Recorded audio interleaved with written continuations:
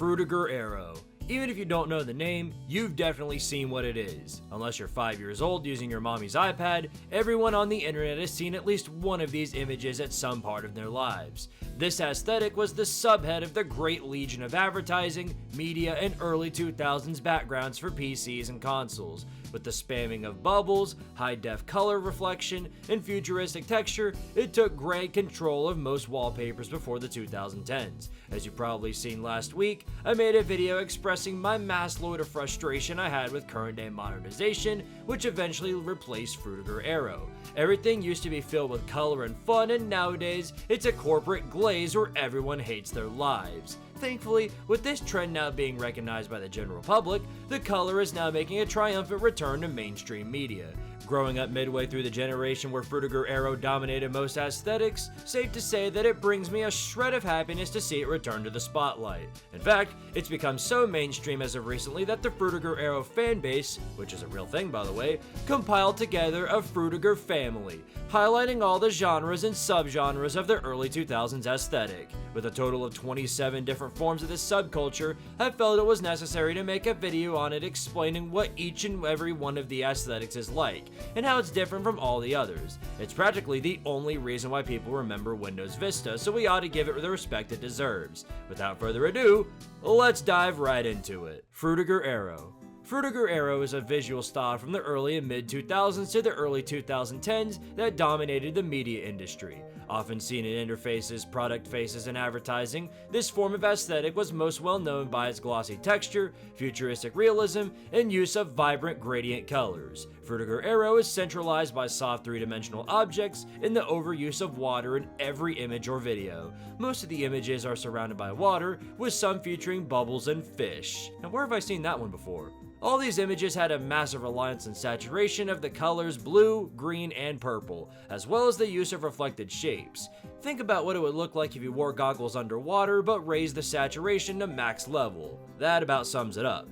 This is also the father figure of most of the genres of the Fruitger family, where most of what is discussed next will fit directly into this category as well. Fruitger Aurora. While very different in texture, it's still instantly recognizable for anyone above the age of 5. Like the former Fruitger Arrow, has a futuristic and high-tech appeal. However, it ditches the water design, going for a more cosmic and surreal format. While it retains the same 3D design, it incorporates a significantly higher amount of color reflection and gradients. It holds a central focus on transparency and celestial mist. It's used much more in video form than Fruitger Arrow as well. It's basically Aurora Borealis in computer screensaver form.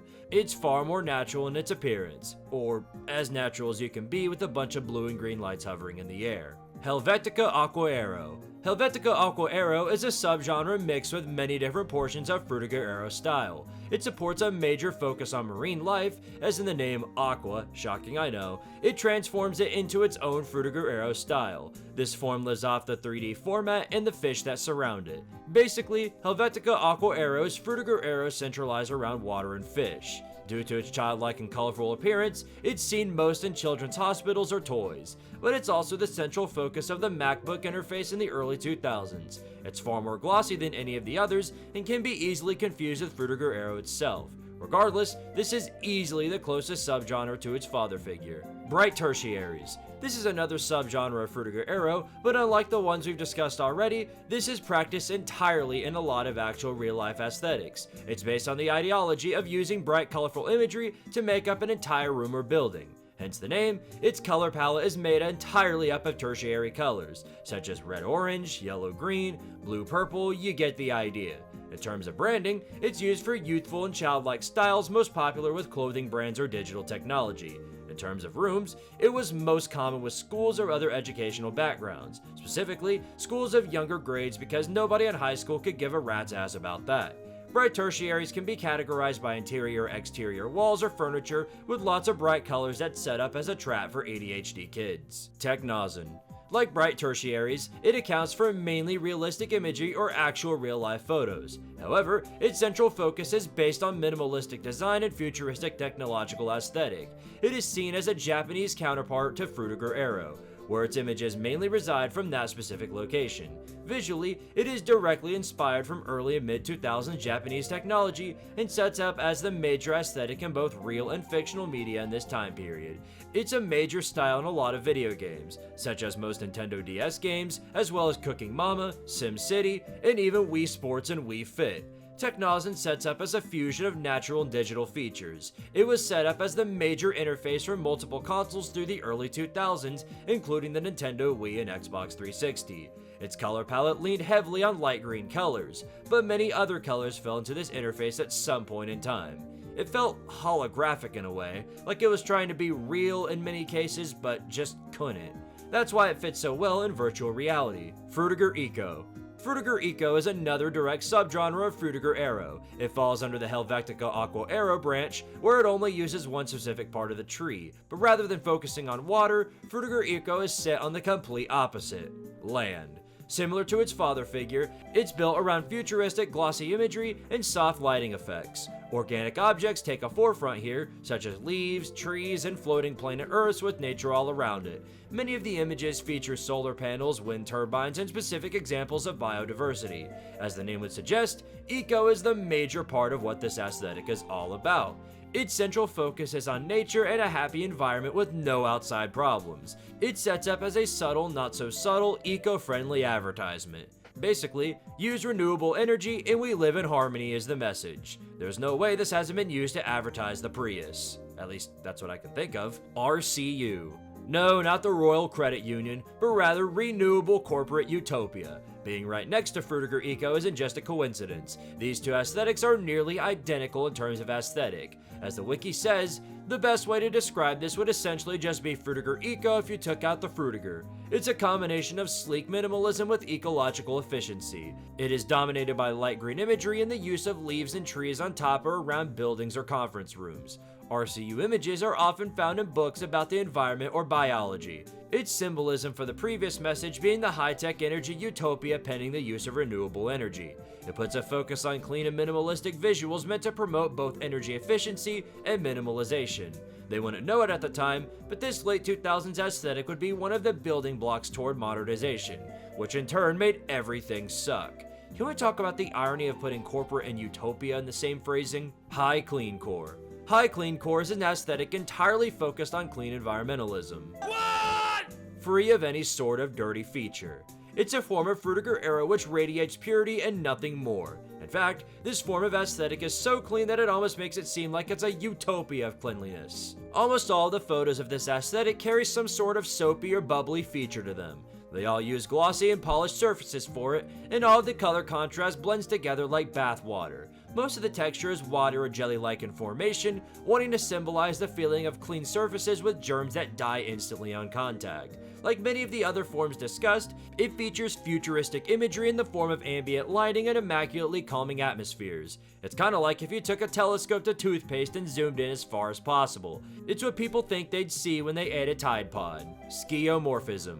Skeuomorphism is an aesthetic used mainly in older cell phone models where art designs are made to resemble their real-life counterparts. Outside of these models, it's a design style used to mimic the real-world textures. In many cases, it's about transforming something from a 2D model to a 3D figure with shadows and a semi-real texture. Soft shadows and gradients form together to create a sense of realism amongst the layers. If you heard of flat design, this is the complete opposite. While flat design centralizes simplicity amongst everything else, skeuomorphism rejects this ideology for complexity and unique designs. Look at app icons from the early 2010s, and that alone can explain the gist of skeuomorphism. Old video games, premium branding, and nostalgic web design will create the same aesthetic. Again, it's a thing of the past because modernization hates you and wants you to suffer. Corporate. You don't really have to use a lot of brain power to figure out this one. Corporate is based on the aesthetic behind business attire and clothing employees would wear to the office for work. This form can be articulated in two different ways, the clothing and the building. Both are synced together in what they mean, as they are all about professionality and minimalism. Black, gray, white, and other neutral colors dominate this form of aesthetic. it's about as Fruitger era as it is minimalism. As for the building aesthetic, it is controlled mainly by white metallic backgrounds, with sometimes having windows or black walls. Yeah, this is probably the least interesting of the aesthetics because one search on Google can find 100 stock images that are equivalent to this form of aesthetic. Now, there are different forms of corporate design, such as corporate Memphis and corporate hippie, but again, it's less of an aesthetic and more of a fashion choice. And I'm as much of a fashion expert as I am a funny expert. I am a... Case in point, Dorfic. Dorfic is the name of an aesthetic all about abstract tech and minimalism. Being an acronym, it stands for daylight, orange, red, futurism, and then the last two letters being graphic. It is a merge between corporate minimalism and Fruitger era style. It is hyper-focused on retrofuturism and is predominantly found in video games, desktop wallpapers, and in some cases, real-life imagery. It often uses futuristic tech and blends it with aesthetics of the early 2000s in the form of warmer colors, as compared to Fruitger era, which uses blue and green colors. Dorfic isn't really even trying to spread a message, and being as abstract as it is, it has no deeper meaning than an aesthetic of the past. One significant factor it carries with it is the symmetry that the aesthetic holds. They all uphold some sort of organization amongst the abstract. It's a unique blend between order and chaos. It's also orange, like the merch on my channel store. Go check that out, by the way. Dark Arrow. As Dorfic did with the color orange, Dark Arrow does with the color black. This subgenre is the negative of Fruitger Arrow, which possesses lots of engaging bright colors. Dark Arrow, on the other hand, has a central focus on depth-filled dark glossy textures. It's made up of dark chromium high-tech imagery meant to simplify the look of Fruitger Arrow. It was most popular during the early 2000s, where there was a technical overhaul under Microsoft, such as Windows XP and the original Xbox. Take a look at the latter and Dark Arrow will be the central aesthetic. Dark Arrow's mixture of black and neon green was a popular movement of this age. Due to its lack of color variation, it takes on a more simplistic and advanced look than the abstract of the original Fruitger Arrow. Any aesthetic which focuses on graphite chrome colors would fit directly into Dark Arrow. While this form of aesthetic has mostly died out, it is still popular on tech such as Linux. I consider it the emo brand of Fruitger Arrow. Photo Night Web. Photo Night Web is a subgenre of Fruitger Arrow, which is the result of recognizing the aesthetic for what it is, and then just saying to hell with it all and plastering everything you can imagine onto it. Being formed from a subreddit about Fruitger Arrow, you can imagine the rest of the story from that alone. While there is a purpose to this form, I don't think I'll ever get it. Part of it is due to the fact that this is a popular subgenre mainly in China, and never really reached any sort of gain in the West. The images are less like cool aesthetics and more of like bootleg covers you find on a video game. Granddad! Flintstones? This subgenre has no rules. It's more of a shitpost than it is anything resembling an actual aesthetic. Why it's even here is a mystery that I can't even uncover, but someone considered this important enough to be part of the family, like the polar bear in Arlington, Texas. Abstract tech. As the name would suggest, this subgenre consists of futuristic tech imagery. More specifically, it is futuristic designs coming together to form shapes as an attempt to invoke the emotion of the future. It's the aesthetic of technical advancements. This subgenre is all about high-tech motifs and futuristic visuals. It's a lot like stuff you'd see in Tron or The Matrix. It's a popular aesthetic that is used all across the world, as seen as the central focus in movies, games, TV shows, and other titles. Think about things like Jarvis from Iron Man, the system in Solo Leveling, ship control panels in Star Trek or Star Wars. Without even knowing it, this is an old form of aesthetic that has been used in media for half a century. The more you know. Metal Heart. Metal Heart is very closely linked to Dark Arrow, as they both carry a lot of the same characterization, except rather than using glossy organized shapes like Dark Arrow, this subgenre uses abstract 3D shapes and backgrounds as its main aesthetic. In terms of color, it is even more dominated by dark colors, ditching the neon colors for a complete dark metallic background. Being formed right before the 21st century, it would be the stepping stone for many of the subgenres revolving around dark futurism in their aesthetics. There would be some changes over the years, such as 2D formation, use of light among the darkness, and other stuff, but they all maintain the same dystopian industrial feel. It's in the name after all, metal. Spiritualism. This falls directly into the photo night web in the way of the shitpost. It's a form of abstract aesthetic that focuses on the fusion of old and new web culture, along with the combination of shock value. Without the proper context, the art is somehow even more confusing than that of even the most abstract art. Falling under the names Yabujin Core or Curse Web, they are named after the creators and major contributors of this type of art. It's more like an experiment than a form of Fruitger Arrow, but due to its abstract nature, it fits in enough. For this to be created, it has to have some sort of meaning, but finding the meaning behind this has proven to be practically impossible. Point is that this art is a combination of many of the styles we previously discussed, with the aura of dark and sometimes disgusting art. For your sake, I would avoid searching for this version of Fruitger Arrow. Some of these images are quite disturbing for those sensitive to that kind of stuff. Luckily, most of them are low quality, so it'll be hard to take in too much graphic content. Cybercore. Cybercore, or Y2K futurism, is a main genre aesthetic that encapsulates futuristic designs. Hitting its peak of popularity in the turn of the current millennia, it preceded most other aesthetics on here, including Fruitger Arrow. It's quite literally based on the future, as in the name Y2K, standing for the year 2000. Whether it was an attempt to predict the future or a wish for what it could look like, these images seem like depictions of what they would expect the current year to look like. Shiny walls and clothes, Matrix-like aesthetics, and now we all know where the Backstreet Boys got their fits from. This entire aesthetic and the subgenres that followed are all based off of hyper-futuristic digitalism and cybernetic design. After this aesthetic began to fall in popularity, it became known as the quote, future that never came. Yeah, I'll take partial blame for that one.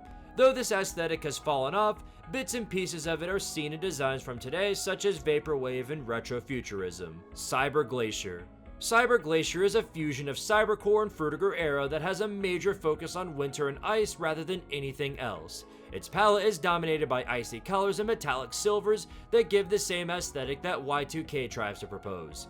They all follow a similar pattern of clean, shiny, cold imagery that fuse together to form abstract shapes. You'd think that this was a legitimately formed aesthetic from the early 2000s, but this is actually false. Cyber Glacier, originally known as Fruitger Glacier, is actually a troll job against the Fruitger Arrow subreddit. The ones who made it thought there were too many aesthetics before, so they trolled them by making another. Only Reddit could think of something so smart and stupid at the same time. Electro-pop. Also known as recession pop, this is an aesthetic formed in, you guessed it, 2008. All about the pop aesthetic and clothing of that time. Though the name wasn't coined until way later on, this was a term all about the designs of this day and age. The wiki says its origins came from Lady Gaga's The Fame album, and all surrounding albums of that year as well. From that, I can say that this is less of an aesthetic and more of blind nostalgia from this day and age. It's more or less a name term for an age of culture that has long since been outdated, back when Kanye wasn't insane. McBling. This is an aesthetic that preceded Electropop 08, which spawned some of the same cultural vibes. Referred to as Y2K fashion, this is a term coined for early 2000s fashion and design. This specifically revolved around the fashion choice of celebrities that hit a peak in this age, such as Britney Spears, Justin Timberlake, Paris Hilton, and the stars of Mean Girls. This is all about the idea that wearing a shit ton of white or pink along with bracelets and scarves made you look rich as hell. Thus, this term was later coined to describe the choice in clothing. Once the culture shift of 2008 came in, this aesthetic immediately became an afterthought or a broken trend. Just like this next one, Yerbling. Also known as Urban Grudge, this is another aesthetic which refers to a time period in the early 2000s revolving around fashion and culture at a specific point. As the name would suggest, it's all about in-your-face pop-ins and grainy colors to represent a motif of masculine culture. It's basically the opposite of McBling, which is much more centered towards females. This aesthetic included an emphasis on warm but dark colors, streetlights, tattoo and graffiti motifs, and anything else that could spike the aesthetic of I'm a man. It dominated the film, television, and gaming industries during the early 2000s before it eventually died off once 2008 hit. If you want a heavy dose of what this genre was, go play Need for Speed Most Wanted. Vector art. Vector art is a form of aesthetic all about vector shapes, futuristic fonts, and high contrast visuals. It's considered one of the major genres of Fruitger era aesthetic due to all the subgenres it spawned. It was at the forefront of cultural design in the mid-2000s, with it at least somewhat taking over most TV networks through advertising. With slowly declining attention spans, pop and color abstracts were the fad of the century, so people became easily attracted to colorful aesthetics and futuristic art that made people feel like they were living in the future. But too bad, you're in the current year. Like many others, this aesthetic died out the moment a new cultural swing hit the world, specifically that of the parasite known as flat design. That in itself is a trend all too common with most of the art of this age, all for the attempt of being bold and brash. More like belongs in the trash. Super flat pop. Super flat pop is a 2000s style fully categorized by vibrant colors, cute pop-up motifs, and animated imagery. While not carrying any 3D objects with it, this aesthetic is Japan's version of America's neo-pop art. This aesthetic has a heavy reliance on childlike figures, overly animated characters, and vibrant color palettes where every color on the rainbow is represented and highlighted with bold outlines. This was the front and center aesthetic of the cartoons of the 90s and 2000s, specifically that of Cartoon Network and Nickelodeon, which capitalized on it faster than light. Basically, if you plaster a bunch of cartoon marshmallows or smiley faces on the screen, congratulations, you made super flat pop. Give yourself a pat on the back and stretch your legs so you can hear them pop. Vector flourish. Vector flourish is a combination of two aesthetics known as vector bloom and vector garden. All three mean the same thing in terms of aesthetic. They center around flowers and flower patterns with butterflies and other patterns that follow that nature. All of these designs are quite intricate and advanced in formation. Rare among the Fruitger genres, but there is little abstract in this version. While mostly being pink, there are also other color palettes in this genre. Blue, green, purple, it's not really the color that matters, but rather the design. Most of the designs are similar with the same use of flowers and elegant patterns. It's an attempt to merge beauty and technology into figures, and after having to see that photo night shit, I'd say it looks pretty good. Fruitger Metro. Fruitger Metro is a manifestation of the vector-based designs of the early 2000s. It's the ultimate attempt at screaming early 2000s and checks itself out as the most authentic version of Fruitger era material. It's a combination of flat minimalism with the opposing maximalist pop effects that add to the images presented. Fruitger Metro is completely flat, relying on 2D only despite all of its effects. With its peak being in the early 2010s, it's one of the longest lasting forms of the Fruitger tree. Like some of the others, it uses a massive colors and shapes as a way to advertise to younger audiences, as well as promote itself in media and internet culture, which was on the rise. These images are heavily saturated, with abstract color and shapes being the central focus. It was the corporate attempt at being fun and hip, and it succeeded up until minimalization took complete control. Seems I'm ending on that note with a lot of these. Musica Metro. Musica Metro is a subgenre of Fruitger Metro that centralizes itself all around music aesthetic rather than anything else. All of the images feature music notes or lines in some sort of area. What separates it from the others is its use of softer visuals and lighter pastel colors. It's like it's either trying to be an album cover or part of a Hello Kitty brand of toys. Maybe both. Funky Seasons.